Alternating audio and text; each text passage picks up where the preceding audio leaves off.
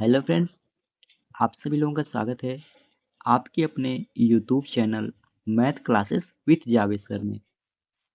तो फ्रेंड्स, आज हम डिस्कस करेंगे 29 नवंबर 2024 के मोस्ट इम्पोर्टेंट करंट अफेयर्स के क्वेश्चन को। तो आप इस पूरे सेशन को लास्ट तक जरूर देखिएगा। और अगर आप हमारे चैनल पे पहली बार आए हैं तो चैनल को सब्सक्राइब करना ना भूलें, ताकि हमारे द्वारा कुछ भी अपडेट किया जाए उसका नोटिफिकेशन आपको सबसे पहले मिल सके। तो चलिए आज के सेशन को करते हैं स्टार्ट। तो फ्रेंड्स, पहले हम लोग पिछले दिन यानी 28 नवंबर के करंट अफेयर का क्विक रिवीजन कर लेते हैं, जिसमें पहला प्रश्न है, हाल ही में टीचर ऐप का अनावरण किसने किया है? तो शिक्षा मंत्री धर्मेंद्र प्रधान ने अभी हाल ही में टीचर ऐप का अनावरण किया है। जी बालासुब्रमण्यम को किस देश में भारत का उच्चायुक्त नियुक्त किया गया है? तो मालदीव में जी बालासुब्रमण्यम को भारत का अगला उच्चायुक्त नियुक्त किया गया। हाल ही में वरिष्ठ आईपीएस दीपम सेठ को किस राज्य का डीजीपी नियुक्त किया गया है? तो उत्तराखंड राज्य में वरिष्ठ आईपीएस दीपम सेठ को राज्य का डीजीपी नियुक्त किया गया है। किस राज्य के करीमगंज जिले का नाम बदलकर श्रीभूमि रखा गया है? तो असम राज्य के करीमगंज जिले का नाम बदलकर श्रीभूमि अभी हाल ही में किया गया है। हेमंत सोरेन किस राज्य के नए मुख्यमंत्री बने हैं?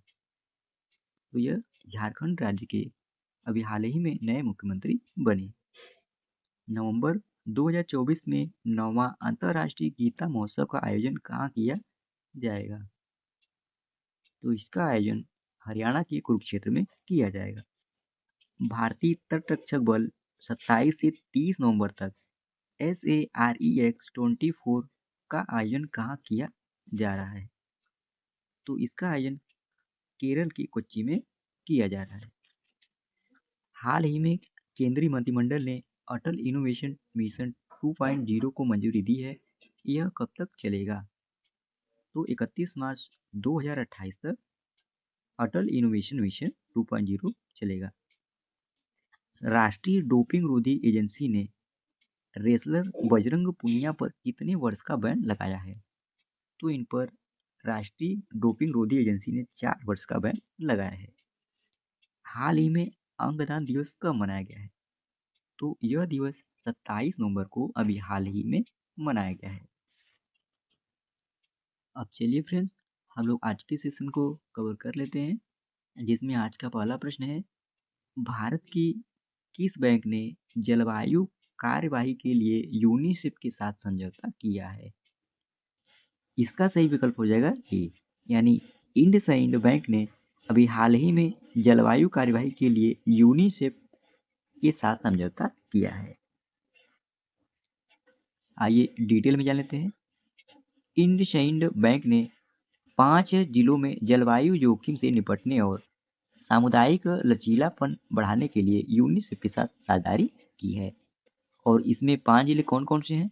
तो महाराष्ट्र राज्य का धाराशिव, बिहार राज्य का बेगूसराय, तमिलनाडु का विरुधुनगर और राजस्थान का पारी और उत्तर प्रदेश का बहराइच जिला इसमें शामिल है।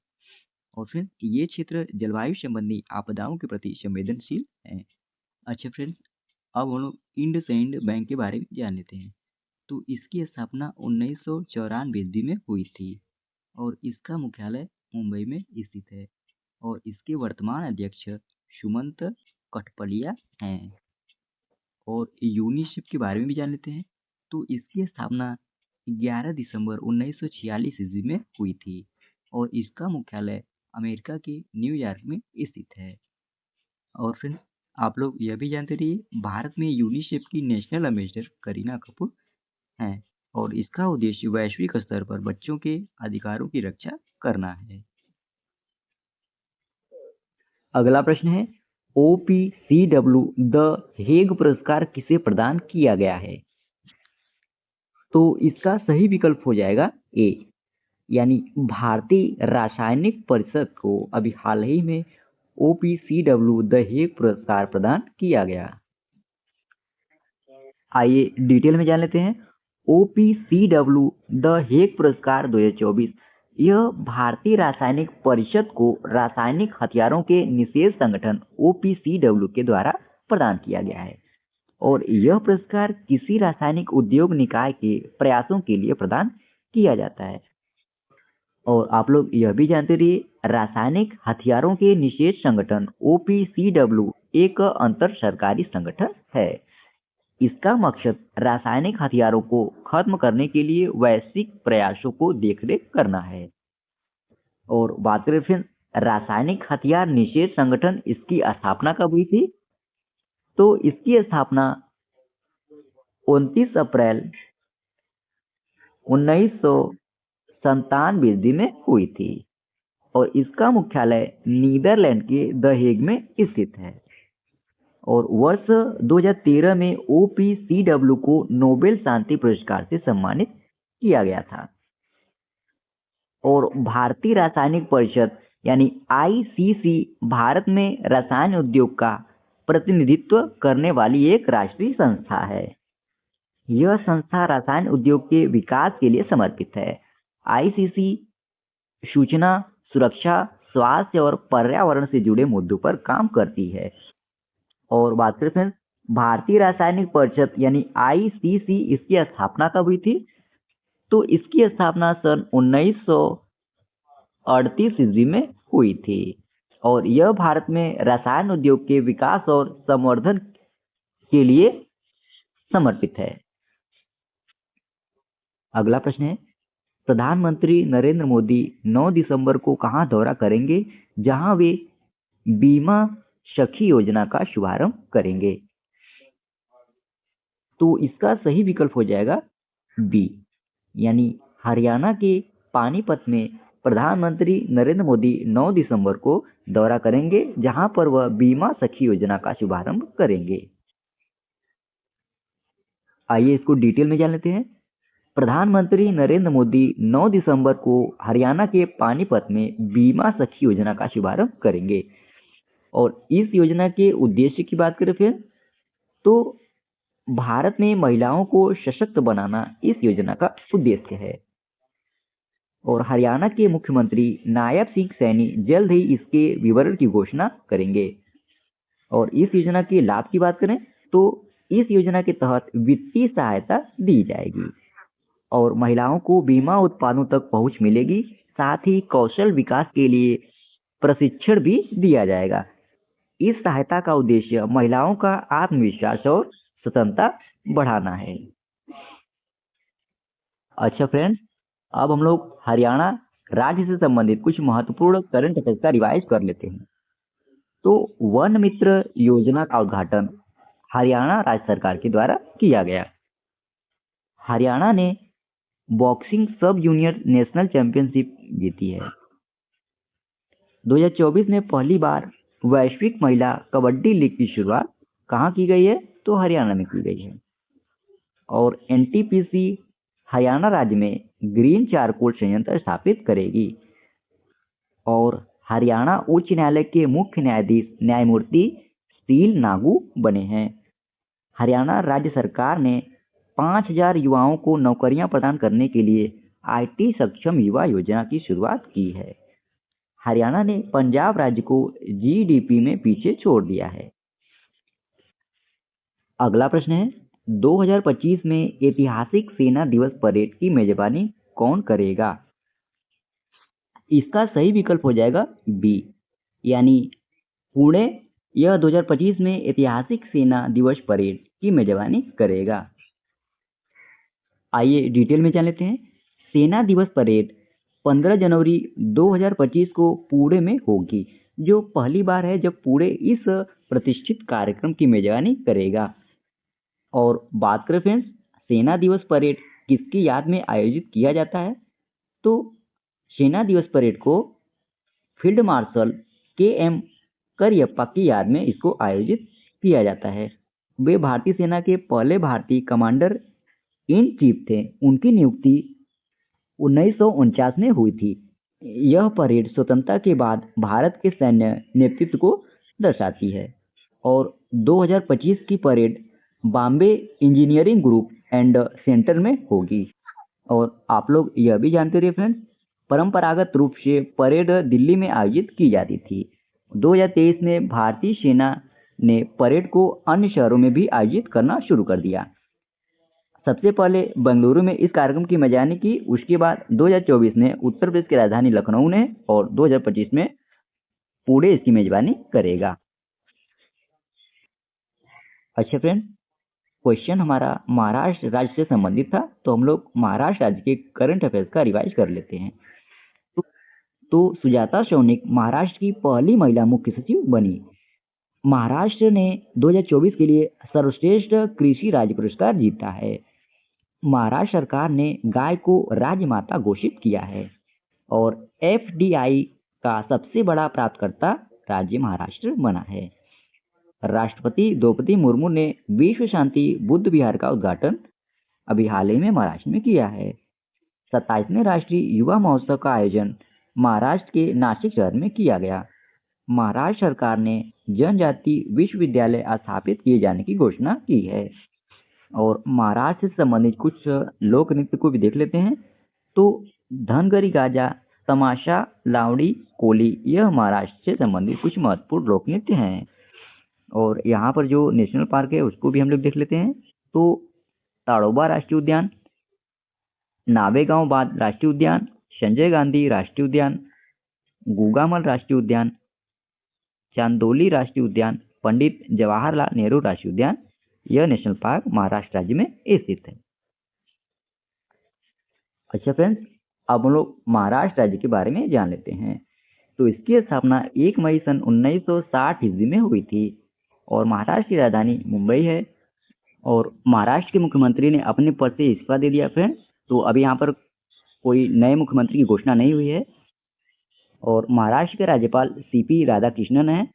और महाराष्ट्र में विधानसभा परिषद सीटों की संख्या 78 है। और विधानसभा सीटों की संख्या 288 है। राज्यसभा सीटों की संख्या 19 है। और ये फ्रेंड्स महाराष्ट्र राज्य का मैप। अगला प्रश्न है, हाल ही में भारत ने अपना पहला ग्रीन हाइड्रोजन ईंधन स्टेशन का उद्घाटन कहाँ किया है? तो इसका सही विकल्प हो जाएगा बी, यानी लद्दाख में अभी हाल ही में भारत ने अपना पहला ग्रीन हाइड्रोजन ईंधन स्टेशन का उद्घाटन किया। आइए डिटेल में जान लेते हैं। इस परियोजना को एनटीपीसी लिमिटेड के लिए आमारा राजा इंफ्रा द्वारा पूरा किया गया, जिसका उद्देश्य क्षेत्र में उत्सर्जन मुक्त परिवहन को बढ़ावा देना है।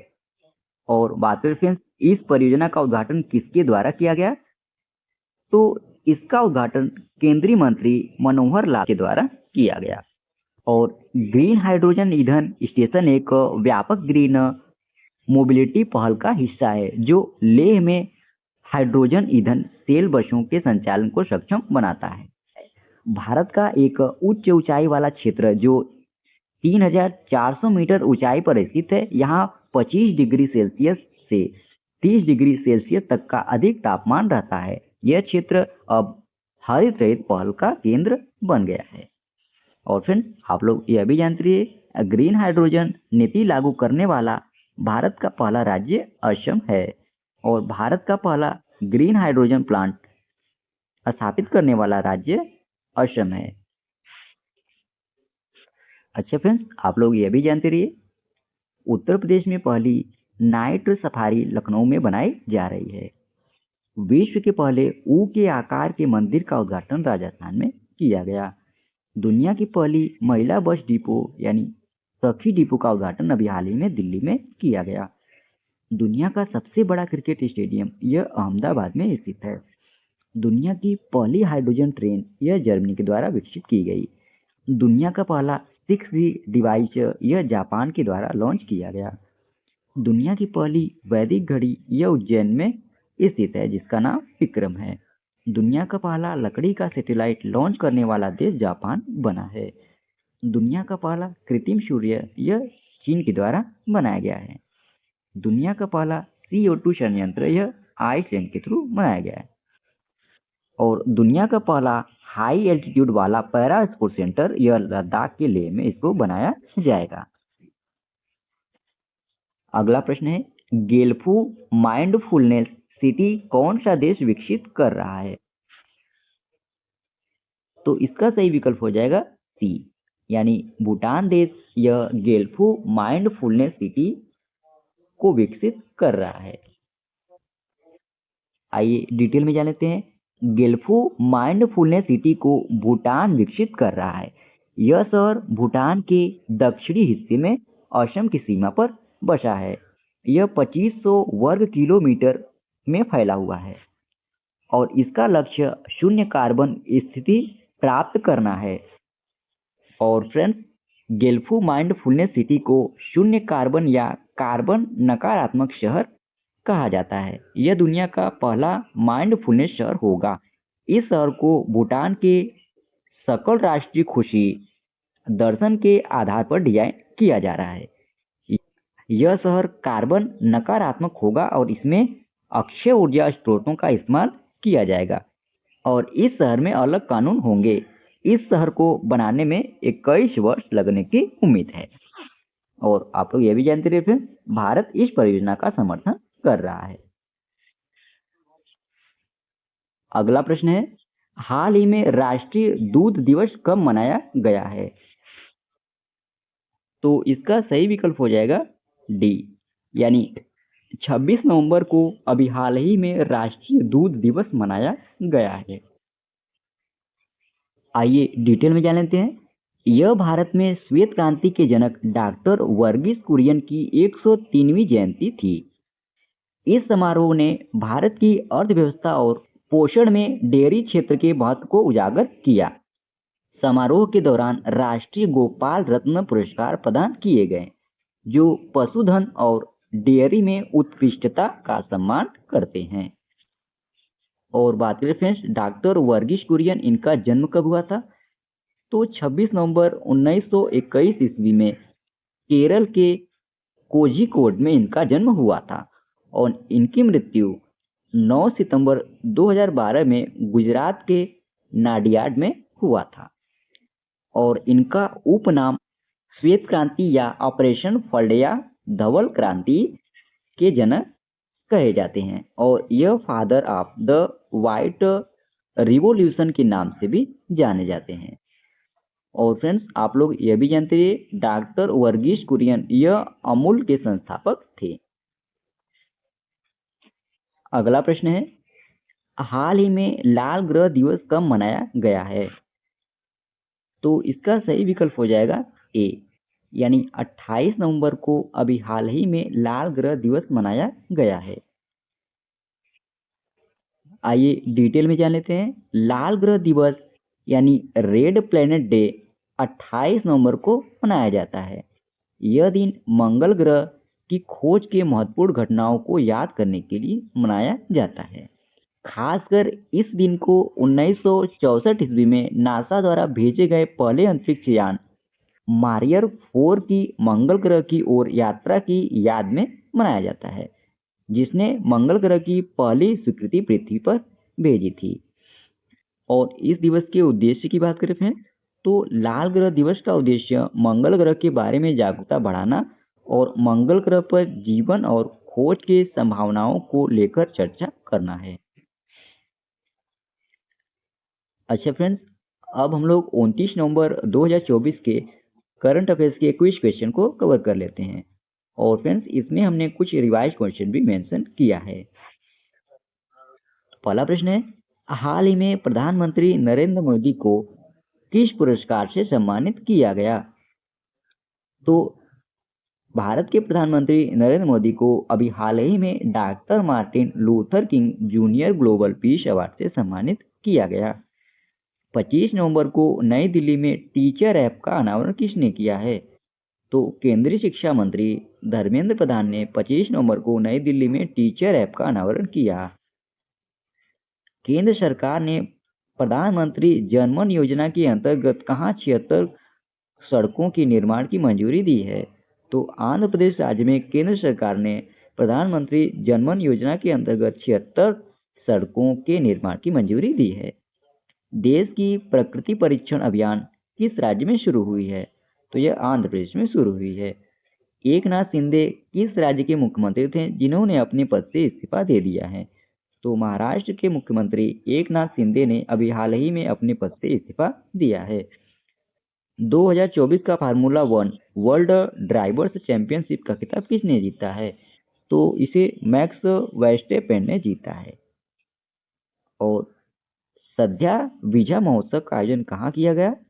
तो इस महोत्सव का आयोजन तमिलनाडु राज्य में किया गया। और अमेरिका के नवनिर्वाचित राष्ट्रपति डोनाल्ड ट्रंप ने किसे कृषि मंत्री नियुक्त किया है? तो ब्रूक रोलिंस को अभी हाल ही में अमेरिका के नवनिर्वाचित राष्ट्रपति डोनाल्ड ट्रंप ने इन्हें कृषि मंत्री नियुक्त किया है। तो फ्रेंड्स, इसी प्रश्न के साथ ही ये आज का हमारा डेली करंट अफेयर्स का सेशन समाप्त होता है। आशा करते हैं आज का आपको सेशन अच्छा लगा होगा और इस वीडियो का पीडीएफ आपको हमारे टेलीग्राम चैनल पे मिल जाएगा, जिसका लिंक वीडियो के डिस्क्रिप्शन में दिया गया है। आप उसे वहां से इजीली डाउनलोड कर सकते हैं और फिर बेल आइकन को भी क्लिक कर दीजिएगा ताकि हमारे द्वारा कुछ भी अपडेट किया जाए उसका नोटिफिकेशन आपको सबसे पहले मिल सके। तो आज के लिए इतना ही। जय हिंद, वंदे मातरम।